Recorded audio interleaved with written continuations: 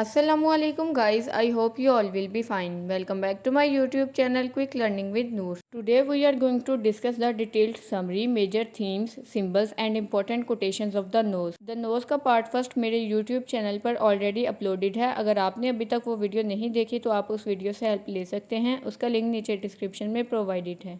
As we have already discussed in the key facts of the nose, this short story is divided into 3 sections. जैसा कि मैंने आपको previous video lecture में बताया था कि ये स्टोरी 25 मार्च को स्टार्ट होती है और 7 अप्रैल को ख़त्म हो जाती है। स्टोरी के फर्स्ट सेक्शन में ये बताया जाता है कि 25 मार्च को प्रेस्कोविया अपने हस्बैंड इवान के लिए नाश्ता बनाती हैं और इवान की ब्रेड से एक नोज़ निकलती है। जब इवान की ब्रेड से नोज़ निकलती है तो इवान को उस नोज़ से डर लगना शुरू हो जाता है। इवान की वाइफ इवान को डांट देती है और गुस्से में उससे पूछती है कि तुम्हें ये नोज़ कहाँ से मिली है। इवान को ये बात पता चल जाती है कि ये नोज़ उसके कस्टमर की है क्योंकि उस नोज़ पर एक पिंपल बना होता है और जो कस्टमर उसे सर्विसेज लेता था उसकी नोज़ पर भी एक पिंपल बना हुआ था। मगर इवान के अंदर इतनी हिम्मत नहीं होती कि वो जाकर अपने कस्टमर से ये बात पूछ सके क्योंकि उसे इस बात का डर भी होता है कि शायद उसका कस्टमर उस पर चोरी का इल्ज़ाम लगा देगा। प्रेस्कोविया इवान को ये ऑर्डर देती है कि वो इस नोज़ को कहीं दूर छोड़ आए। इवान उस नोज़ को एक कपड़े में रैप करता है और वो ये डिसाइड कर लेता है कि वो इसे जाकर किसी रिवर में फेंक देगा।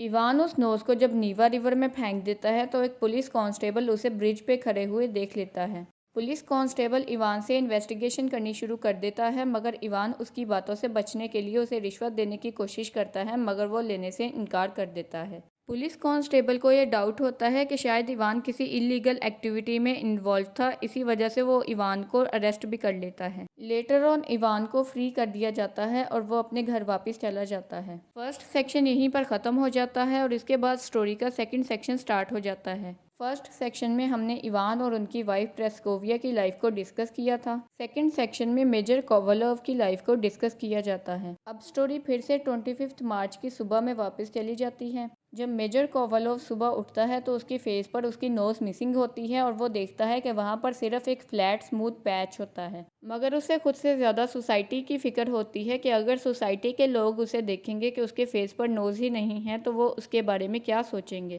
वो अपने फेस को हैंकी यानी कि हैंडकरचीफ से कवर कर लेता है ताकि कोई भी ये ना देख सके कि उसके फेस पर नोज़ नहीं है। वो अपनी नोज़ के गुम होने की रिपोर्ट लिखवाने के लिए अपने घर से बाहर जाता है। रास्ते में उसे एक नोज़ दिखाई देती है जिसने ह्यूमन फॉर्म एक्वायर कर ली होती है और वो एक आर्मी यूनिफॉर्म पहने हुए चर्च में एंटर हो रही होती है। जब वो अपनी नोज़ को अपने पास वापस आने के लिए कन्विंस करने की कोशिश कर रहा होता है तो उसकी नोज़ उसके पास वापस आने से रिफ्यूज़ कर देती है। मेजर कोवलोव एक फ्लर्टी किस्म का आदमी होता है और जब वो एक प्रीटी गर्ल को देखता है तो उसकी अटेंशन उस गर्ल की तरफ डाइवर्ट हो जाती है और वो अपनी नोज़ से डिस्ट्रैक्ट हो जाता है। इसी बात का फ़ायदा उठाते हुए नोज़ वहाँ से डिसअपीयर हो जाती है।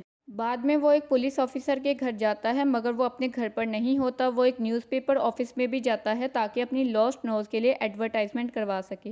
न्यूज़पेपर क्लर्क भी उसकी हेल्प करने से रिफ्यूज़ कर देता है जिसको हम ऑलरेडी अपने प्रीवियस वीडियो लेक्चर में डिटेल से डिस्कस कर चुके हैं। वो पुलिस स्टेशन में पुलिस इंस्पेक्टर से जाकर भी मिलता है ताकि वो अपनी लॉस्ट नोज़ की रिपोर्ट लिखवा सके मगर वहाँ पर भी उसे इंसल्ट करके निकाल दिया जाता है। ये सारे इवेंट्स अकेकी अकेकेविच की स्टोरी के साथ रिलेट करते हैं जो कि द ओवरकोट में निकोलाई गोगोल ने एक्सप्रेस किए हैं। अकेकी का ओवरकोट भी रॉबर्स ने लूट लिया होता है मगर कोई भी उसकी हेल्प करने के लिए तैयार नहीं होता। मेजर कोवलोव डॉक्टर के पास भी जाता है ताकि वो उसके फेस पर एक फेक नोज लगा दें मगर डॉक्टर के लिए ऐसा करना इम्पॉसिबल होता है। कोवलोव का मेजर कंसर्न नोज की फॉर्म में सेंसुअल ऑर्गन खोने की बजाय लोगों के क्रिटिसिज्म से बचना था। वो सिर्फ इसलिए अपनी नोज वापस गेन करना चाहता था क्योंकि वो सोसाइटी के क्रिटिसिज्म से डरता था। बट इस केस में कोई भी डॉक्टर उसकी कोई हेल्प नहीं कर सकता था। वो मैडम अलेक्जेंड्रा यानी कि प्रीटी गर्ल की मदर को ये लेटर भी लिखता है कि उसने या तो उसे कर्ज किया है या उस पर कोई जादू किया है जिसकी वजह से उसकी नोज़ उससे सेपरेट हो गई है। कोवलोव ये सोचता है कि मैडम अलेक्जेंड्रा उसके और प्रीटी गर्ल के रिलेशनशिप से खुश नहीं है और वो उन दोनों को सेपरेट करने के लिए ये सब कुछ कर रही है। मगर मैडम अलेक्जेंड्रा उसको कन्विंस करने के लिए एक लेटर लिखती हैं और वो ये बताती हैं कि वो खुद चाहती हैं कि उसकी बेटी की शादी कोवलोव से हो जाए। और ये न्यूज़ सारे शहर में फैल जाती है कि मेजर कोवलोव की नोज़ गुम हो गई है और सब उसको ढूंढने की कोशिश में लग जाते हैं। इसके बाद थर्ड सेक्शन स्टार्ट हो जाता है। 7 अप्रैल की सुबह जब कोवलोव उठता है तो वो बहुत ज़्यादा खुश खुश हो जाता है क्योंकि उसकी नोज उसके फेस पर वापस आ चुकी होती है। इस सेक्शन में नरेटर का रोल दिखाया जाता है और नरेटर मेजर कोवेलोव की लाइफ पर कमेंट करता है। The ending line of this story is whatever you may say these things do happen rarely I admit but they do happen. इस लाइन में ये कहने की कोशिश की गई है कि आप ऐसी स्टोरीज़ के बारे में जो मर्जी कहें, ऐसी स्टोरीज़ दुनिया में होती तो बहुत कम है मगर होती ज़रूर हैं। स्टोरी का टाइटल और स्टोरी लाइन देखने में बहुत ज़्यादा एब्सर्ड लगते हैं मगर निकोलाई गोगोल इनमें एक सीरियस मैसेज कन्वे करने की कोशिश करता है। उन मैसेजेस और रिकरेंट मोटिव्स को हम आगे थीम्स में डिटेल से डिस्कस करेंगे। सो आई होप आपको यहाँ तक अच्छे से समझ आ गई होगी। करेक्टर एनालिसिस को हम अपने प्रीवियस वीडियो लेक्चर में डिटेल से डिस्कस कर चुके हैं जिसका लिंक नीचे डिस्क्रिप्शन में प्रोवाइडेड है, आप उससे भी हेल्प ले सकते हैं। Next we are going to discuss the major themes and important quotations of the nose. सबसे पहले हम मैस्कुलिनिटी और फेमिनिटी को डिस्कस करेंगे। जब प्रेस्कोविया इवान के लिए ब्रेकफास्ट बना रही होती है तो इवान प्रेस्कोविया से कहता है कि आप मेरे लिए कॉफ़ी ना बनाओ, मैं सिर्फ रोल्स और अनियन के साथ गुजारा कर लूँगा। इस स्टोरी में फीमेल को सबमिसिव रोल दिया गया है मगर प्रेस्कोविया मिडिल क्लास फैमिली से बिलोंग करते हुए भी डोमिनेंट रोल प्ले करती हैं। कोवलोव हाई क्लास सोसाइटी से बिलोंग करता है और वो जिस लड़की को पसंद करता है उसका नेम तक मेंशन नहीं किया जाता, मगर इवान मिडिल क्लास फैमिली से बिलोंग करते हुए भी अपनी वाइफ को फुल रिस्पेक्ट देता है और उसे प्रेस्कोविया ओसिपोवना के नाम से पुकारता है। इट मीन्स वो अपनी वाइफ को ऑनर देने के लिए उसका सरनेम भी यूज़ करता है। और जब इवान की ब्रेड से एक नोज़ निकलती है तो प्रेस्कोविया उससे गुस्से से पूछती है कि तुमने किसकी नोज़ काटी है।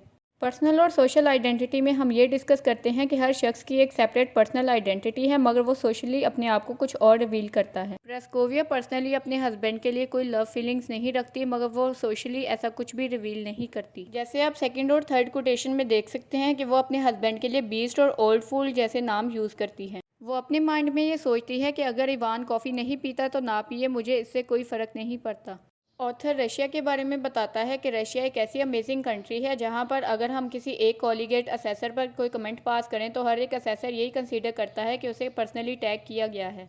कोवलोव जब भी किसी शर्ट सेलर फीमेल से मिलता था तो अपने सोशल स्टेटस को शो ऑफ करने के लिए उससे कहता था कि डियर तुम मेरे घर आकर मुझे ये शर्ट्स दिखा दो, मेरा घर सेडोविया स्ट्रीट में है। तुम्हें उस स्ट्रीट में जाकर सिर्फ इतना पूछना है कि मेजर कोवलोव कहाँ रहता है और कोई भी तुम्हें मेरे घर का रास्ता दिखा देगा क्योंकि हर कोई ये जानता है कि मेरे घर का एड्रेस क्या है। इन लाइंस के थ्रू राइटर कोवलोव की प्राइड और कॉन्फिडेंट नेचर को रिवील करते हैं। कोवलोव को अपने हाई रैंक और हाई सोशल स्टेटस का बहुत ज़्यादा फ़ख्र होता है। वो अपनी हाई रैंक सोशल आइडेंटिटी को मिडिल क्लास पर्सन्स के सामने शो ऑफ करता है। सोशल कॉन्शियसनेस और स्टेटस में मेजर कोवलोव और नोज दोनों के करैक्टर को डिस्कस किया जा सकता है। मेजर कोवलोव जब अपनी नोज को कन्विंस करने की कोशिश करता है तो उसकी नोज आगे से ये रिप्लाई देती है, माय डियर फेलो, शायद तुमसे कोई गलती हो गई है, मैं तुम्हारी बॉडी का कोई पार्ट नहीं हूँ। मैं अपनी एक सेपरेट और इंडिपेंडेंट आइडेंटिटी रखता हूँ और मुझे नहीं लगता कि हम दोनों में कोई भी चीज़ कॉमन है। नरेटर भी मेजर कोवलोव के बारे में कहता है कि वो सिर्फ पिछले 2 साल से कॉलीगिएट असेसर हैं और पिछले 2 सालों से ऐसा एक भी मिनट नहीं गुजरा जब उसने अपनी इस इंडिपेंडेंट आइडेंटिटी को भुलाने की कोशिश की हो। The fourth one is insecurity. जब मेजर कोवलोव न्यूज़पेपर क्लर्क के पास जाता है और उसे ये बताता है कि वो अपनी लॉस्ट नोज की एडवर्टाइजमेंट करवाना चाहता है तो न्यूज़पेपर क्लर्क आगे से ये रिप्लाई देता है कि अगर हम न्यूज़पेपर पर ऐसी एडवर्टाइजमेंट चलानी शुरू कर दें कि किसी की नोज़ गुम हो गई है तो इससे न्यूज़पेपर की रेपुटेशन ख़राब हो जाएगी।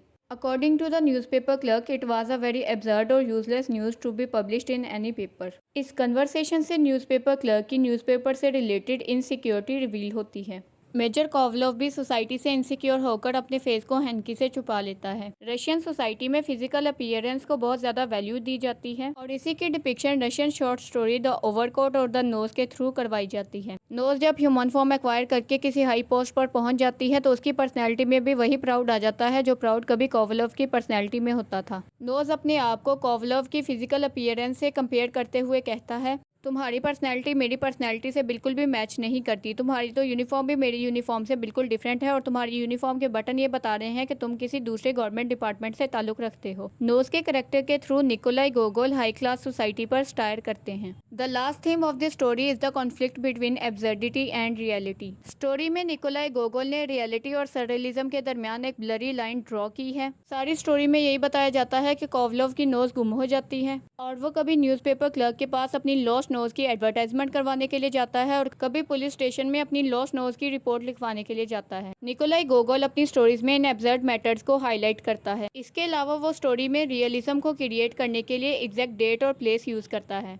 वो अपनी स्टोरी में रियलिस्टिक डेट्स लाइक 25 मार्च और 7 अप्रैल को मेंशन करता है और वो अपनी शॉर्ट स्टोरी की सेटिंग सेंट पीटर्सबर्ग रशिया में रखता है, जो कि एक रियलिस्टिक प्लेस है। To conclude the whole topic, Nikolai Gogol की शॉर्ट स्टोरीज एब्सर्डिज्म और रियलिज्म का कंप्लीट ब्लेंड है। So that's all for today. If you have any query और question then you can ask in the comment section. So I hope आज का lecture आपके लिए बहुत ज़्यादा इन्फॉर्मेटिव रहा होगा। अगर वीडियो पसंद आई है तो वीडियो को लाइक कर दें और दोस्तों के साथ शेयर भी कर दें। अगर आप चैनल पर न्यू हैं तो चैनल को सब्सक्राइब कर दें और साथ बेल आइकन को भी प्रेस कर दें ताकि आपको मेरी हर नई वीडियो का नोटिफिकेशन टाइम से मिलता रहे। इंशाल्लाह we will meet in the next lecture. Till then अल्लाह हाफिज़।